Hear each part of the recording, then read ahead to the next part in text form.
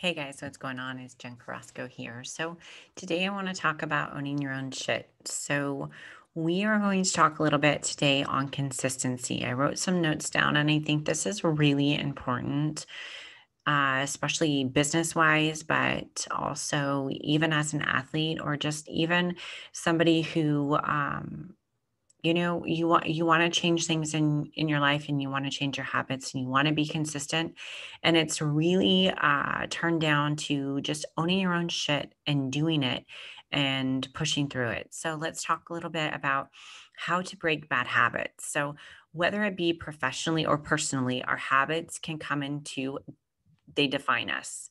Our good habits can lead us to make progress and become successful, where bad habits can cause us to fail. Habits are powerful and they are difficult to make or break. But if you can gain control over your habits, both positive and negative, you must change your mindset for this to be effective. Have to be mindful of what you are doing and think about why you are doing them, and be honest with yourself. So, for an example, um, breaking bad habits. Sometimes it's really hard, especially let's just say like your fitness, right? Breaking a habit as far as you always want like a piece of chocolate, or you want to splurge a little bit. And you have to really realistically set your goals of, am I going to be happy tomorrow with the fact that, I ate this cookie, or I did these things, or I didn't uphold to what my goal end was going to be. Am I going to be happy? Am I going to be satisfied with myself the following day? Or am I going to be sitting there ridiculing myself, bashing myself, and condemning myself for things that I've done? And this is a huge thing, especially I feel like going into the new year. And I coach a lot of entrepreneurs and I coach a lot of athletes as well. And it's something that I always tell them is, sometimes it's something that you have to start with smaller. You have to do gradual baby steps in order to get to the place that you're 100% fulfilled. So the thing is that I cannot just full throttle jump into a show as far as a figure competitor and say, okay, tomorrow I'm going to cut everything out of my diet and I'm going to be doing this, this, and this. Well, I shouldn't say that. I can do that because I've trained myself to do that. But the average person cannot do that. It's something that you have to slowly implement into your life to get to a point. Because what happens is you go full throttle into something to fail.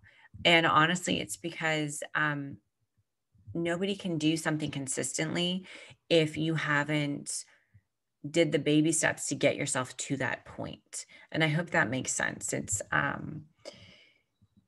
you can't go all in something unless you gradually have gone into it and understand it. It's like almost throwing out a Facebook ad, right? You're not going to spend $1,000 to $2,000 on a Facebook ad when it's your first Facebook ad. It's something that you're going to have to slowly transition into and get to know before you go full throttle with that. And that's the same with everything. It's the same with business. It's the same with personal.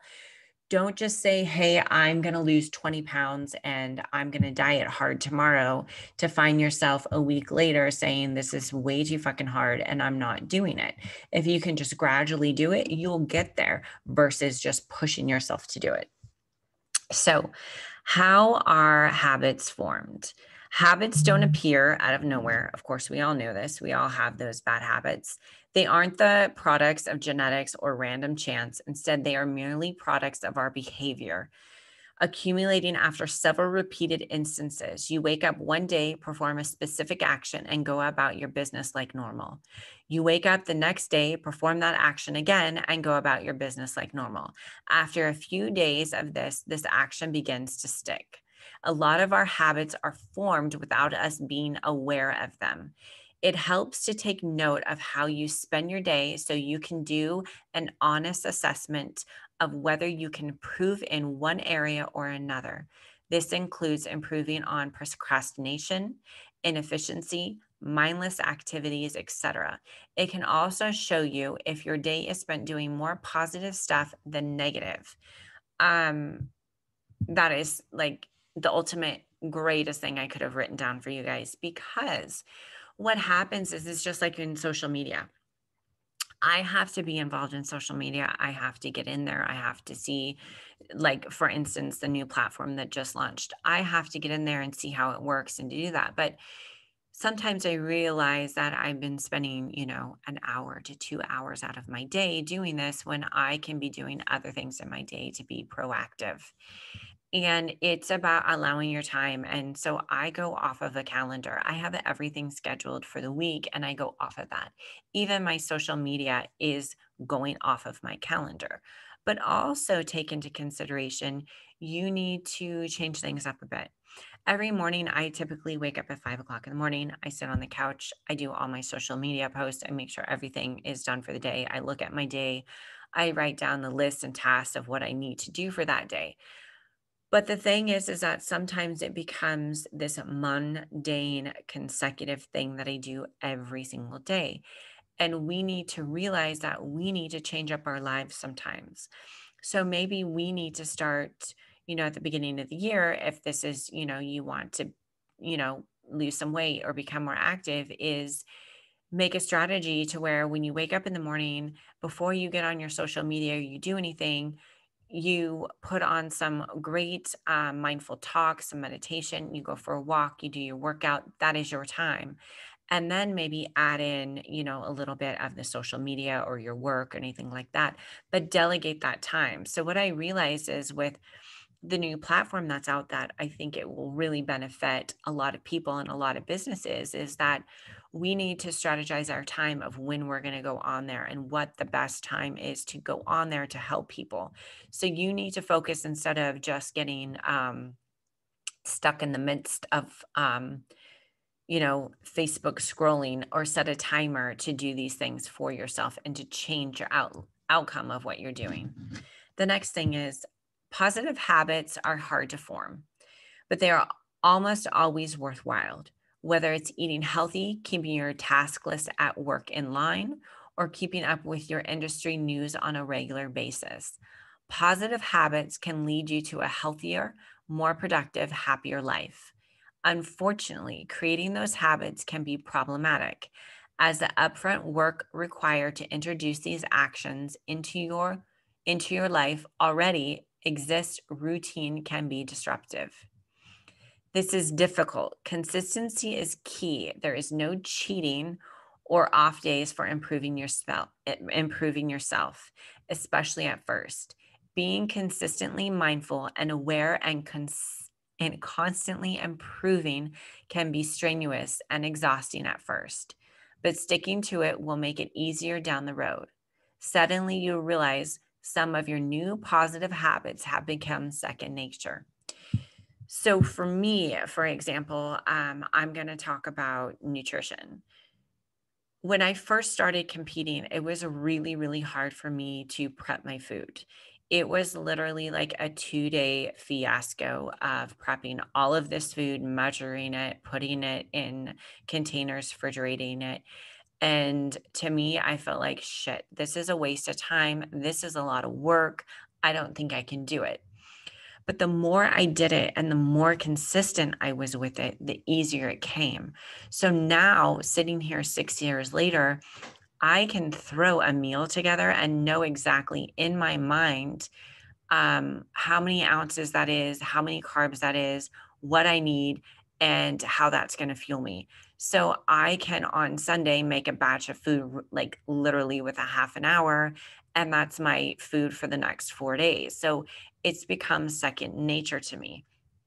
Another thing in business wise is I work on a platform to help a lot of entrepreneurs with building up their machines.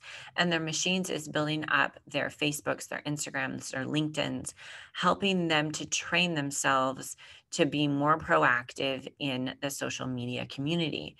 And with doing that, it's hard at first. It is mundane and it takes hours.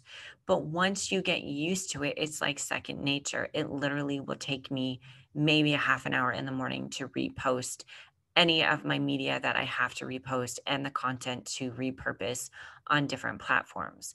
So at first, it's a hard thing to do, but the more you do it and the more consistent you are with it, the easier it gets. Same thing with working out. When I first started working out, I really didn't understand any logistics of mind, muscle, memory, any of that. Um, how to do a bicep curl, how to do any muscle memory that you can think of. And now looking back to it, it's easy peasy. I can go in, I can get a workout done literally in 40 minutes because I know exactly how I'm going to work that muscle, what I'm going to do to tear that muscle down, to build that muscle up.